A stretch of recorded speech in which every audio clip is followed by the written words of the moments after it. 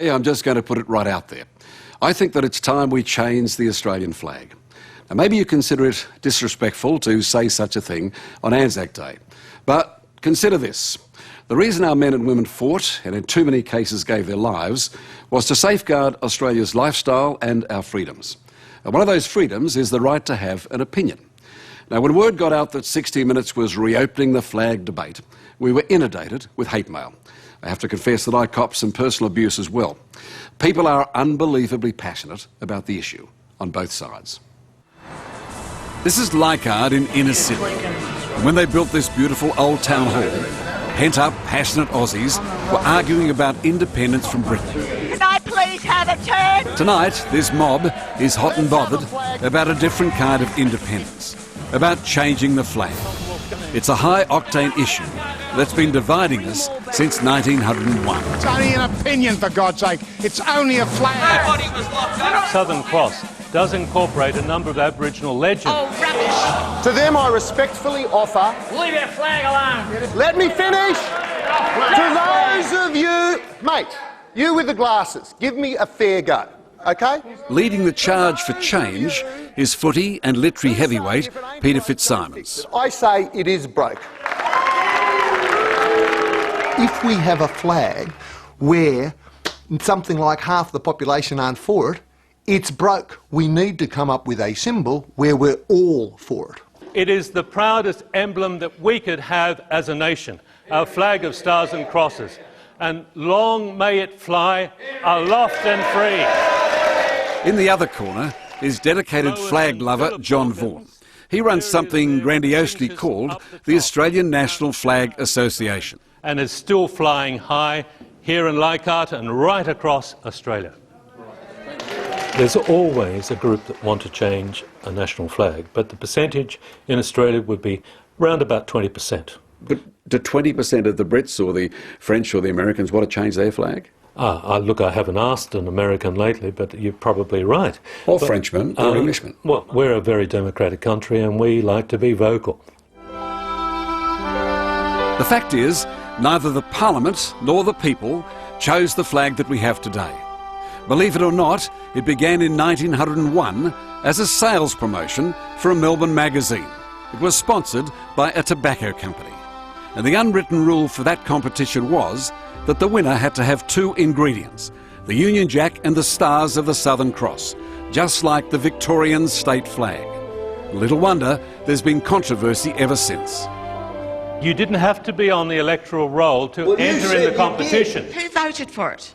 Who are all these people that voted for it? Here are the rules of that competition signed by our first Prime Minister, Edmund Barton, and you must stop telling that lie. Our Australian flag will change in time. You people that are against change, you better bury yourselves upside down because you'll roll over in your grave. The story of our flag is filled with emotion and with myth, especially on Anzac Day. This is the day when the red, white and blue is waved passionately and patriotically in memory of our fallen, lest we forget. But while the Anzac spirit may be sacred, the flag certainly isn't. The fact is, this wasn't the flag that most Australians took to war. The hoariest line of all about why we should keep the flag is, my father or my grandfather fought and died for that flag. Peter Fitzsimons spilt blood for Australia in the Rugby Wars. He's also written best-selling books about Australia's military campaigns from Kokoda to Tobruk. In Tobruk, that happens to be a genuine flag of one of the tank regiments. And so that's the Aussie flag at Tobruk? Well, that was the flag. I mean, the bond that they actually formed was, primarily with each other. And I've talked to a lot of these veterans, the actual Australian flag forward, Bluey died under the flag. No, Bluey didn't die under the flag. Each morning I go to the flag mast, raise the flag to the masthead. I've been doing this since 1975, haven't missed a day. Even flag lobbyist John Vaughan begrudgingly concedes that our diggers fought and died under a whole range of flags.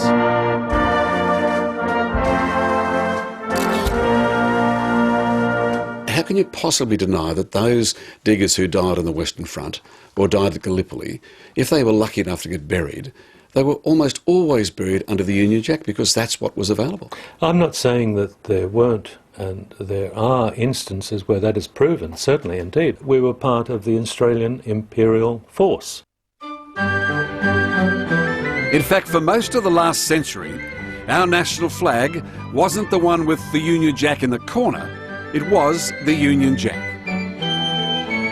But that famous painting in 1927 of the opening of the Australian Parliament in Canberra, it's festooned with flags, the building is. All you can see are the Union Jacks everywhere, and the Australian flag is a red ensign, not the blue one that you say is the national flag.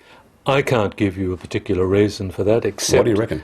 Well, unfortunately, there is a void sometimes in Canberra in regard to flag etiquette and protocol. And This is they the get it opening- wrong. This is the opening of the Australian Parliament. Errors were made.